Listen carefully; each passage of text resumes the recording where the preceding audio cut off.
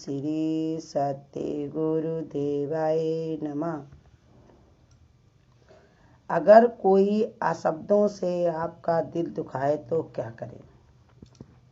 ये प्रश्न पूछा है कि जो लोग उल्टे सीधे शब्द बोलते हैं, जिनकी हम उम्मीद भी नहीं करते कभी उनसे कि ऐसे शब्द बोल सकते हैं, लेकिन बोल देते हैं क्योंकि उनके स्वभाव में। और गुरु कहते हैं तुम्हारा स्वभाव कैसा होना चाहिए, ऐसा कि हमको उसका कोई असर न पड़े। जैसे एक बार क्या हुआ कि महात्मा बुद्ध का सत्संग हो रहा था एक गांव में। तो वहाँ के एक बाबा थे बूढ़े, तो उनके घर में उनकी 4 बहुएं थी। बढ़िया आराम से उनके घर में मंदिर बना हुआ था, उसमें लड्डू गोपाल थे, सारे देवता थे। उनके लिए वो बढ़िया बढ़िया भोग बनवाते थे अपनी बहुओं से कि आज हमारे लड्डू गोपाल ये खाएंगे, शंकर जी ये खाएंगे, देवी जी ये खाएंगी। तो सब कुछ सब बहुएं मिलकर के बढ़िया बनाती थी। बड़ी बहू थी बाजार से लाती थी, दूसरी काटती पीटती थी और सब तैयारियाँ करके छोटी 2 बहुएं बनाती थी। और जब वो सब बन के चढ़ जाता था तो बाबा कुछ उनके जो बूढ़े थे उनको भी खाने में बड़ा आनंद आता था कि सब बढ़िया व्यंजन उनको बढ़िया खाने को मिलते थे, बड़े थे। एक बार उनकी बड़ी बहू जो है सामान लेने के लिए जा रही थी, तो रास्ते में किसी ने बताया कि एक महात्मा जी आए हुए हैं, बहुत बढ़िया ज्ञान सुनाते हैं और सुनने चलोगे? तो उनकी वो बड़ी वाली बहू कहने लगी चलो अच्छा पहले सुन लेते हैं, उसके बाद सामान लेकर के घर आ जाएंगे। तो वो सुनने वहाँ पे चली गई। जब वहाँ सुनने गई तो भाई सुना, तो सुनते सुनते सुनते सुनते उनका पूरा दिन बीत गया।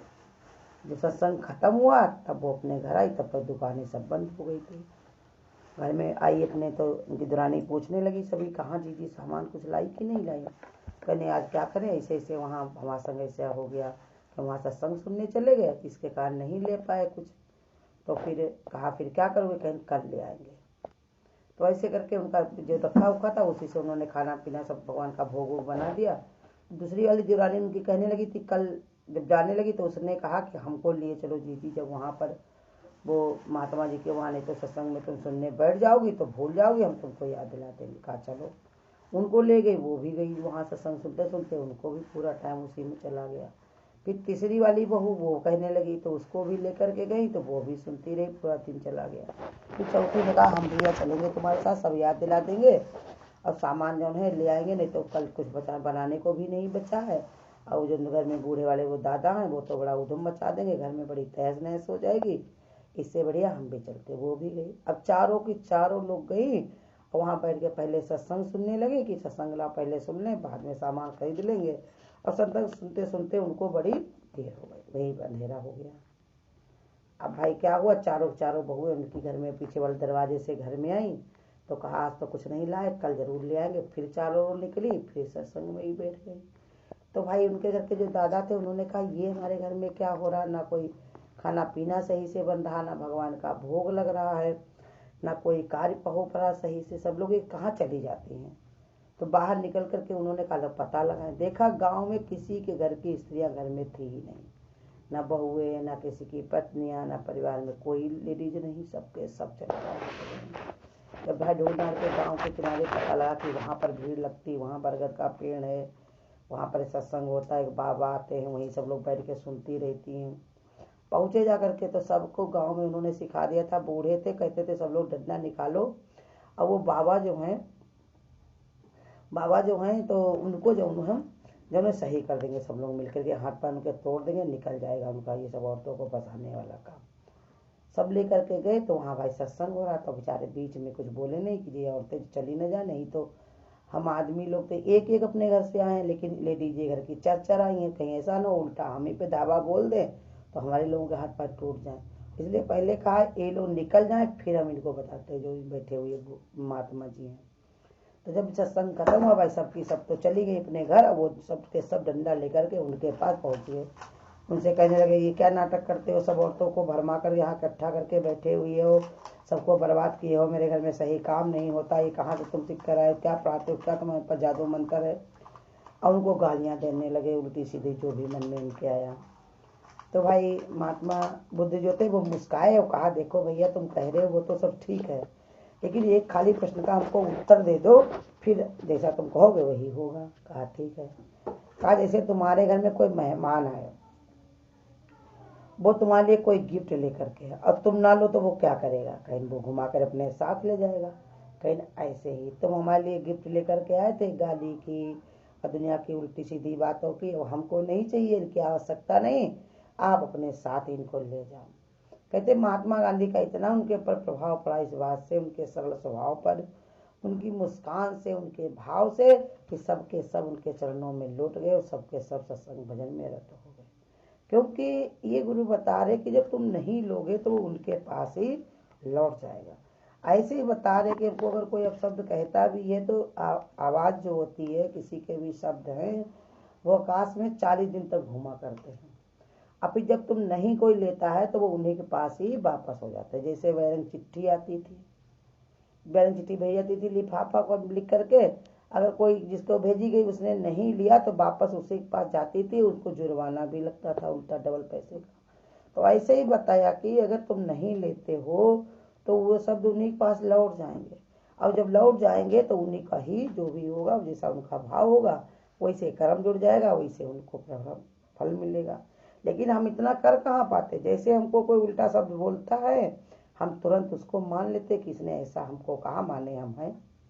गुरु कहते तुमको कोई नालायक कहता तो तुम ना हटा दो, लायक अपना जोड़ लो कि ना नहीं है, ना हटा दो कि हम तो ऐसा कुछ नहीं है, हम तो लायक हैं, हम तो अपने गुरु के बच्चे हैं, हम तो अपने भगवान के बनाए हुए हैं, हम कैसे नालायक हो सकते हैं? ये तो किसी और का कह रहा है।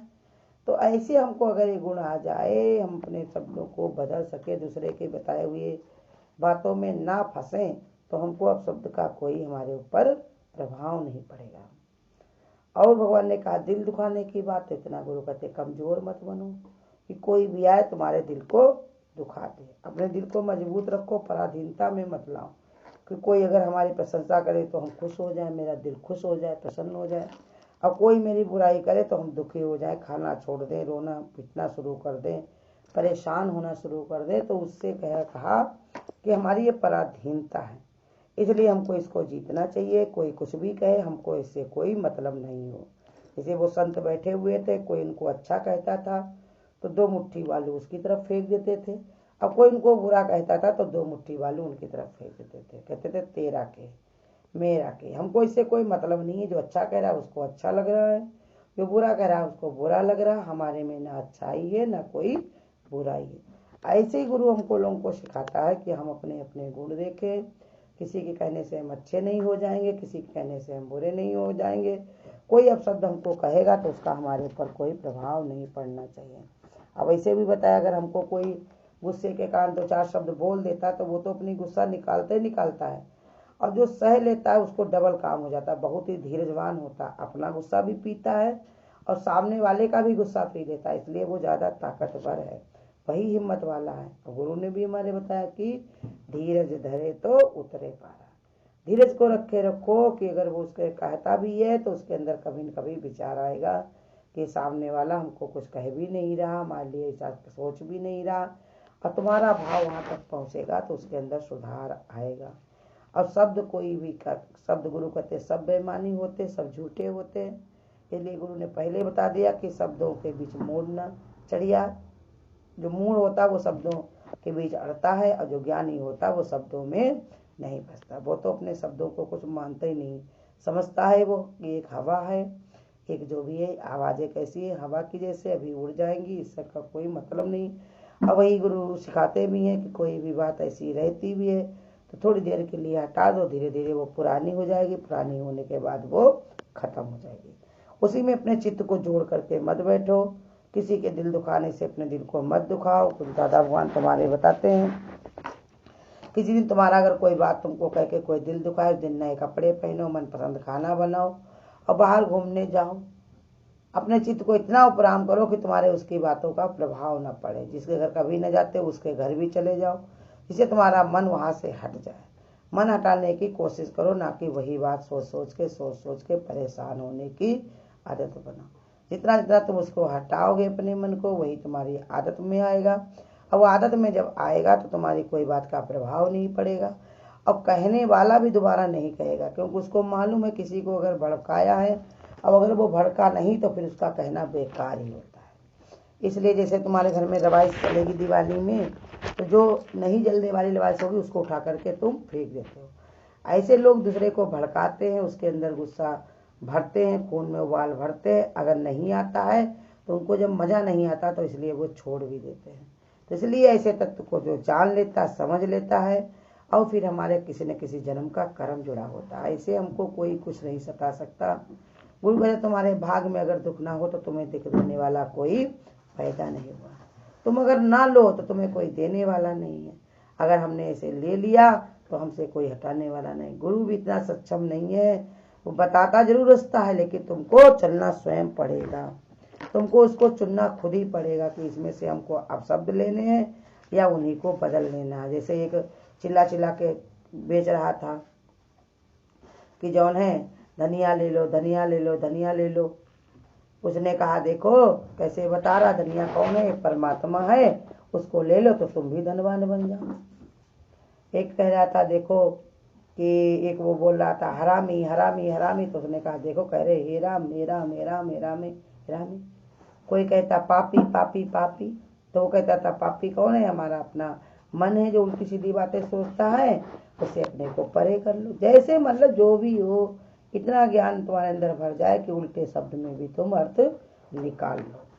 कोई कहते होशियार इंसान वही होता, कैसी भी स्थिति परिस्थिति हो वो अपने मन को जीत करके बैठे। किसी के कहने से, किसी के सुनने से हमारे पर कोई प्रभाव ना पड़े, ऐसा हमको अपना मजबूत संकल्प रखना चाहिए कि हम किसी के कहने से ना अच्छे हो जाते हैं, न किसी के कहने से बुरे हो जाते हैं। हम तो अपने गुरु के बच्चे हैं, भगवान के भगत हैं, तो हमको अपने सरलता में ही रहना है। और ऊपर से गुरु कहते हैं माफ़ करना सीखो। जितना तुम सबको माफ़ करना सीख पाओगे उतने तुमको शांति और संतोष मिलता रहेगा। और जितना तुम्हारे अंदर क्षमा करने का गुण नहीं है उतने तुम्हारे अंदर उथल पुथल मची रहेगी। इसलिए हम अपने दिल को ना दुखाएं, अपने दिल को मजबूत बना करके ऐसे सोचे कि सबके अंदर प्रीतम प्यारा ही विद्यमान है। अगर किसी ने इसे कहा भी है तो कहीं न कहीं से वो सताया हुआ परेशान होकर के आया है, इसलिए कह रहा है। हमको अपने को न्यारे होकर के उसके भी दुख को समझना चाहिए, कहकर वो खाली हो जाए और हमारे ऊपर कोई फर्क भी ना पड़े। हरिओम। अगर आपको आज की वीडियो अच्छी लगी हो तो वीडियो को लाइक और शेयर करना ना भूलें। आगे की वीडियोस देखने के लिए चैनल को सब्सक्राइब करें और नोटिफिकेशन बेल को ऑन